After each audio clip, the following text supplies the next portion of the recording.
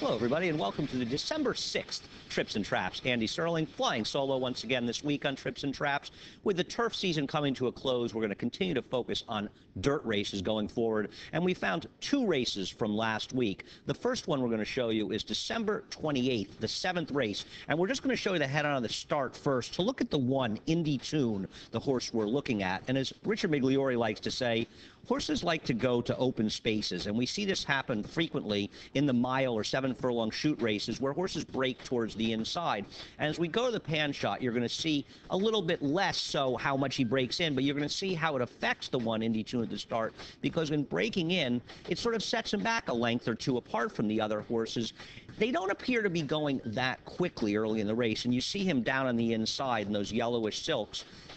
And also the horse outside of him is the eventual winner and the favorite, Pearl of Wisdom. His rider, Javier Castellano, keeps Indy Tune in a little bit tight towards the inside, just race riding. As he eases up towards the lead, the rider on Indy Tune, a horse who actually has speed and a horse who very easily could have been forwardly placed in this race, but his rider makes a decision to take him to the back. But in also making that decision to take him to the back, and you're going to see him scoot up under a little bit of urging now as he senses a mild sense of urgency, he decides to take him out of the race. Whether or not that helped his chances or not remains to be seen, but also in deciding to stick right on the rail, and he aggressively stays on the rail, something he does way too often at parks as well.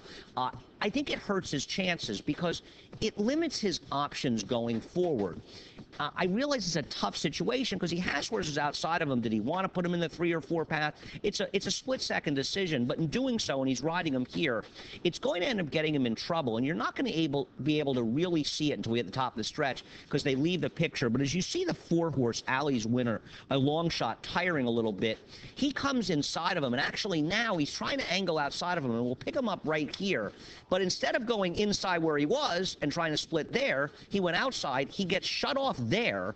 He has to stop. He has to re-get his momentum, angle out around there. And you're going to see when Indy Tune gets into the clear, believe it or not, even though he's this far back, he makes an enormous run and actually finishes third in this race. He's beaten 5 3/4 lengths.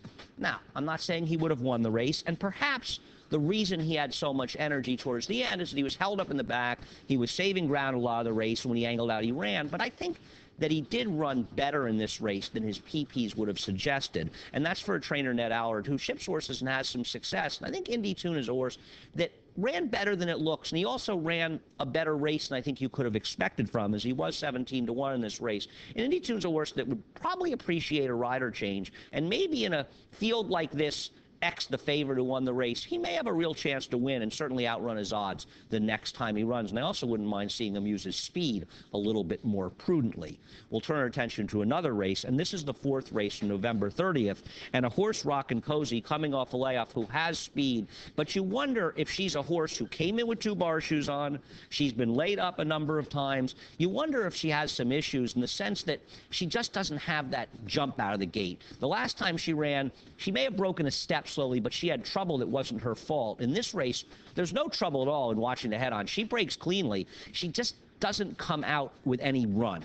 But what she does do is make a very wide and premature move in this race, and it negates any fair chance that she really had. As you're going to see her coming up, the gray horse, the white horse almost, on the outside. And you can just sort of pick her up there. She's got those blue silks. She's obviously an easy horse to identify with her silks. And she's making, at the 3/8, 7/16 pole, this 4 to 5 wide run. And she actually gets very, very close to the lead before she fades. Now, in the running line, you don't really see this. You see her taking a wide run, but it doesn't show just how close she gets to lead, because you can see here, I mean, what is she at most? A length off or so on the far, far outside. Understandably, Rockin' Cozy, who hadn't run since October 3rd, broke slowly, made a wide run, so understandably, she tires and she finishes 7th. She's beaten about 6 lengths or so in this race. Now, I'm not saying that I necessarily am going to love her chances next time, but I'll be interested to see how quickly she runs back. If she comes back on reasonably short rest, let's say 3 weeks to 4 weeks, depending on when this race comes back, I think it's a positive sign that she may have needed this race, and maybe with the race under her belt, she'll break more sharply. If she breaks more sharply, she's better than horses in this race, and I'm going to give her one more chance. But if she comes back and she gets left again, I don't want any part of her going forward. And if she's laid up another 2 to 3 months, I don't think that's a good sign. But a relatively running back on relatively short rest, I think, would be a good sign for her. 2 races this week. Hopefully we can bring you more races going forward. The Inner opens on December 12th. The Inner often provides us a lot of trips. We can always use your help. Trips and traps at NYRAinc.com. Thanks for watching.